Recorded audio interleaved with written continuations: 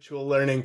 As you can see, after the break, I wanted to come back and celebrate our Thai Tuesday roots while also representing the stay-at-home fashion. So I hope you all had a great break.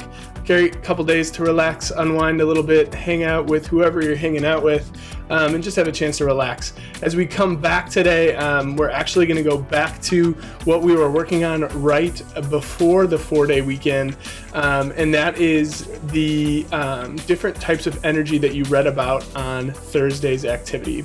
So on Thursday in CK12, we went through and read about different types of energy, and I've linked that out to the classroom assignment again.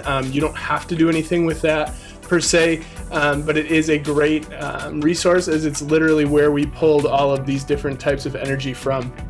So really all we're asking you to do today, as you can see from the directions in this document, is complete this document. And it says, please complete this table by writing the definition of the types of energy listed. So here's the example of a definition, as well as adding an image of some type of example. So for me, for the example, I just went and found a picture of mechanical energy, but we're really hoping that you are able to take a picture and use yourself in the example or something around your surroundings. So for instance, when we talk about sound energy, if you're somebody that has an instrument at home to practice, we would love to see a picture of you playing that instrument rather than just some random picture from online. That being said, if you can't possibly find something around your house, pictures from online are definitely acceptable as well. So we'd love to see some extra pictures of you just to help maintain that sense of communication. But if you can't do it, that's okay. We understand if you need to find pictures from somewhere else. So really all we're expecting for you to do today is go through and complete this table. Again, I would use the link in CK12 that has some information from the reading that you did on Thursday, which is going to be all of the different types of energy right there in one article for you, rather than just Googling and pulling out whatever Google spits out as a definition for that answer, and then finding those example photos. One other quick thing just to mention, Mr. Hoffman and I were discussing before break that when you are turning things into classroom, and I think we mentioned this a while ago with the whole doing things virtually, it's a little bit different with the whole check-in process.